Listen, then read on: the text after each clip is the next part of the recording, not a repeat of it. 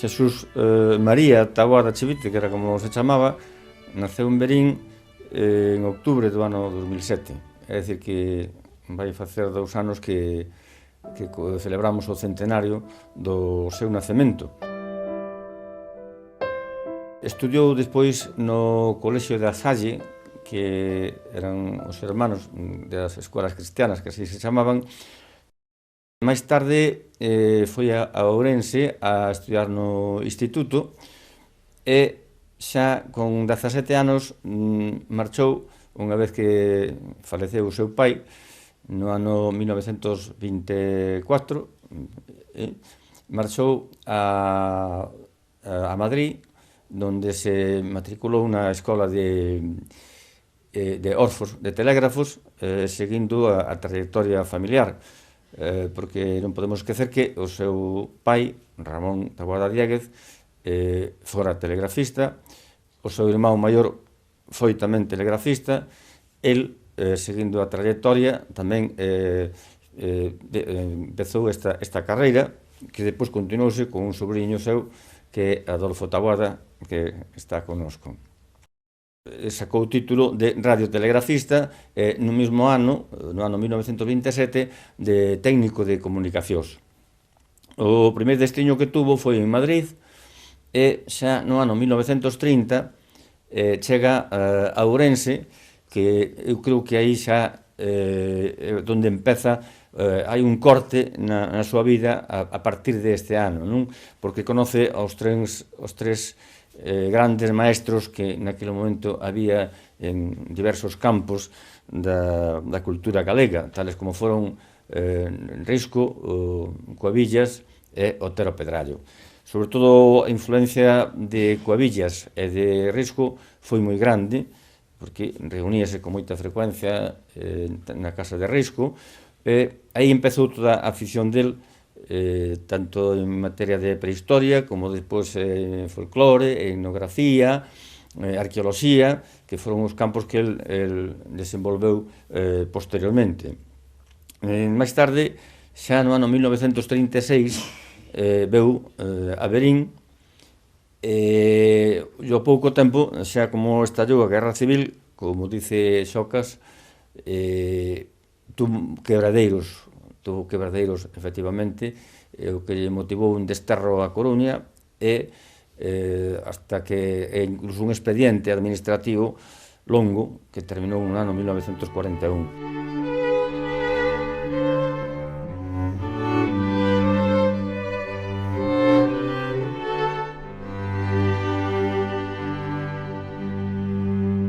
O meu tío chegou aquí non como xefe, veu de segundo xefe porque estaba de xefe o seu irmão Ramón Taboada, que era o irmão maior. Pasa que o meu tío falleceu, o meu tío Ramón falleceu, entonces quedou xa el de jefe. Era un jefe extraordinario que se preocupaba polos seus funcionarios, tiñalle un cariño extraordinario a cada un deles. Recordo veces en que chegaba un telegrama daqueles que chegaban entonces, que dicían, papá grave, ben urgente. E a veces non estaban os repartidores ali na oficina, coincidir que estaba eu, e dicirme el, oye, quédate aquí que vou marchar. Collía el o telegrama, sendo jefe, sendo como era iso, collía o telegrama e marchaba a buscar o destinatario para darlle a noticia para que se podía collese cuanto antes o coche e marchase a ver o seu pai. Esa era a visión que el tiña, como se preocupaba de cumplir o servicio, o sea, era outra cousa.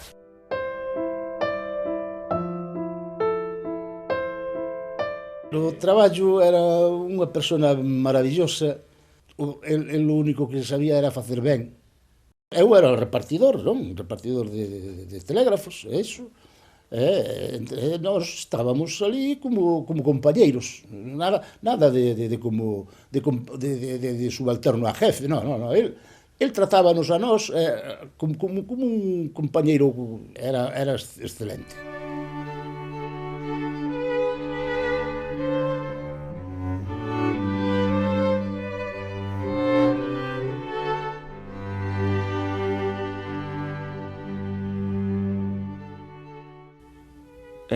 A Academia Verinense, como xa se sabe, cumpliu unha importante función, unha importante carencia que había en Verín, porque solamente escasas familias podían estudiar fora. Entonces, creo que moita xente tenlle un reconocimento enorme por esa función que cumpliu, xa que sin elo era imposible que moita xente de aquí de Verín e da comarca pudera estudiar.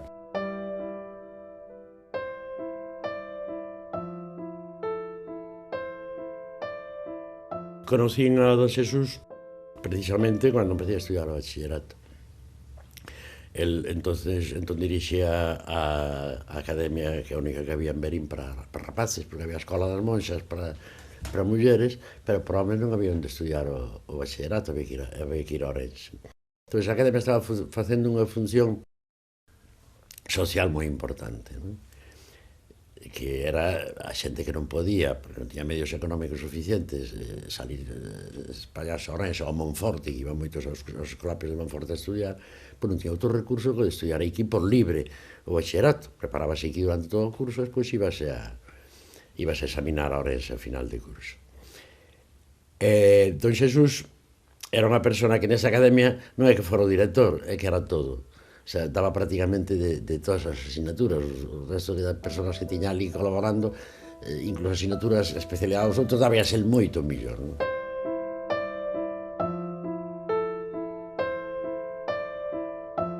Era unha persona que se volcaba absolutamente cos alumnos. Eu penso que a súa auténtica vocación, a parte da investigación, a arqueoloxía e demais, foi a enseñanza. Era un maestro, incluso sin el sabelo, sin grandes fundamentos teóricos sobre o que era a educación, pero era maestro no sentido de que un alumno de don Xesús Indoxe, que non lle gustara moitos libros, ve pedras ou tal e veas con outros ollos, porque nos transmitía toda aquela pasión que el tiña por a terra, por Galicia, por a historia, por a cultura, por todo, non? Era unha persona que fundamentalmente tiña unha autoridade, incluso, podes decir, para nós exagerada, non? Que eso era como unha especie de, sin nunca rifarlle a naide. Era esa autoridade que ten determinadas persoas, non? Que chama autoritas no sentido romano, non? Que é a persona que ten autoridade sin que sea preciso que exerza. Pero o dele era a academia, o que os alumnos colaboráramos con el, entre refrases, se aparecía unha pedra rara nun pueblo, ir a acompañalo. O sea, que se dedicou sempre de forma absolutamente desinteresada, absolutamente entregada á investigación, a facer de que a nosa terra, a nosa comarca, tuvera un certo nome fora de aquí. En ese sentido, penso que foi un home superimportante, que fixo unha función que gran parte da población de Verín, por sorte, fomos facendo os estudios, unha carreira, se non houbera existido don Xesús Taboada, non o hubiéramos podido facer, porque os nosos pais non tiñan medios suficientes.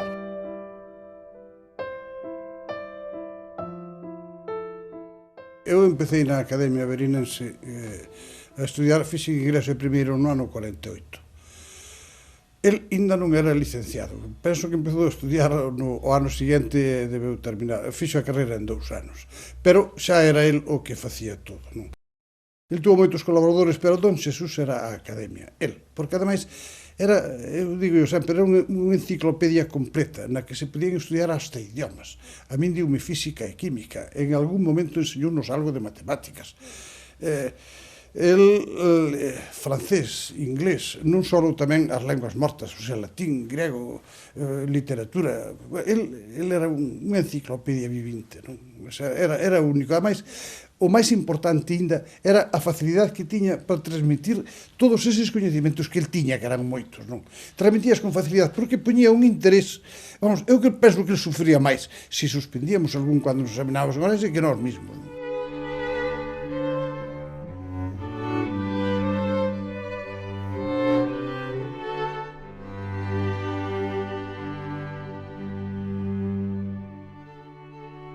Penso que a influencia de Risco e de Cuevillas en el, para min foi básica. É dicir, era unha, xa o teño dito moitas veces, era unha especie de reverencia que tiña con estes dous homes, polo que lle habían enseñado e sobre todo porque a chispa del, con respecto a toda a súa produción posterior, eu creo que empeza con esa relación, non? El, como consecuencia de todos os seus traballos, foi entrando en diversas academias, tanto en academias portuguesas como en academias brasileñas, bueno, en academias españolas, foi membro da Real Academia tamén da Historia, o sea, formou parte da Academia da Historia. Sobre todo, o que el máis lle satisfizo foi, primeiro, ser correspondente da Real Academia Galega e despois numerario da Real Academia Galega, que tomou posesión do seu cargo no ano 1965. O tema, todo o mundo sabe, foi o culto das pedras no noroeste peninsular. Era unha cousa que lle obsesionaba moito, non? El colaborou tamén moito co Seminario de Estudios Galegos, non? Porque formou parte da Comisión de Prehistoria. Esa colaboración tradúxose tamén en que cando hubo que xa empezar a poñer en marcha o Museo do Pobo Galego, pois a él nombrarono, creo que foi vicepresidente, o que pasa que xa colleuno nunha época que xa que ao pouco tempo morreu, non? É dicir, isto foi no ano 74, 1974, e el morreu no ano 76.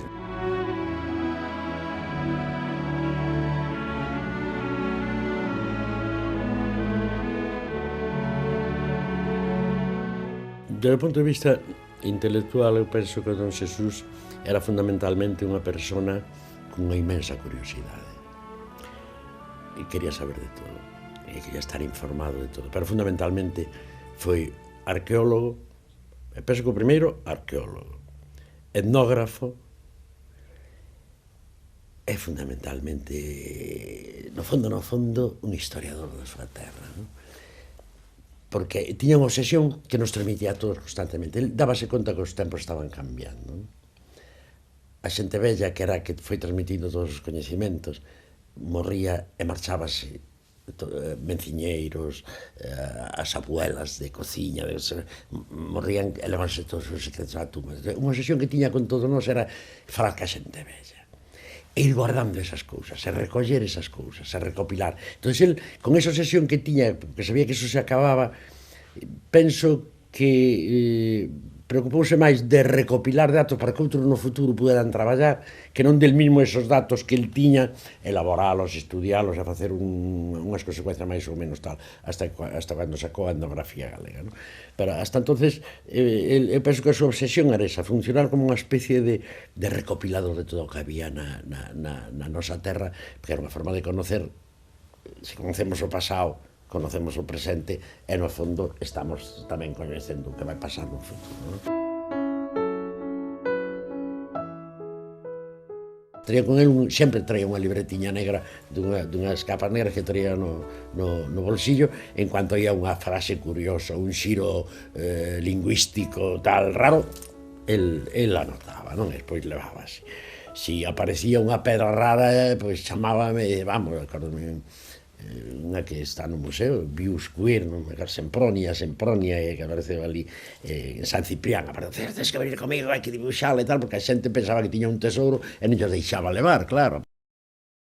O que lle importaba a don Xesús fundamentalmente era iso, que a xente, que o resto do país conocera a súa propia historia da historia desta terra.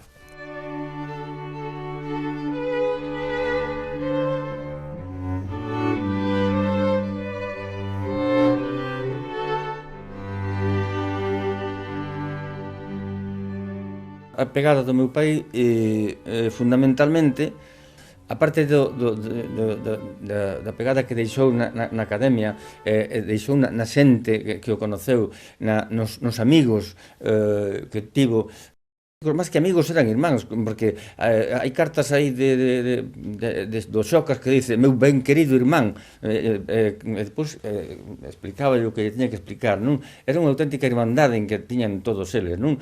E iso para min quedou grabado, non?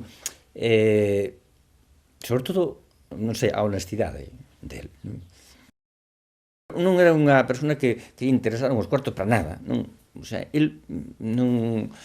Eu creo que ese desinterés, ese traballar, viña aquí moita xente, estaban aquí horas e horas con el para buscar cousas, xente de fora, incluso xente de aquí, rapaces a mellor que querían traballar, e o desinterés, eu para min, eso foi, para min, a mellor herencia que me deixou foi esa honestidade na vida. Eu penso que a pegada de don Xesús nunca vai desaparecer, porque mentre veíamos unha xeneración, a maior parte, 10, 20 anos, que tuvo contacto directo con él, aí queda como a persona, o referente casi cultural deste territorio, non? E penso que é unha persona importante para o Día das Letras Galegas, que algún día se lle poda dedicar tamén. Eu penso que xa vai sendo hora.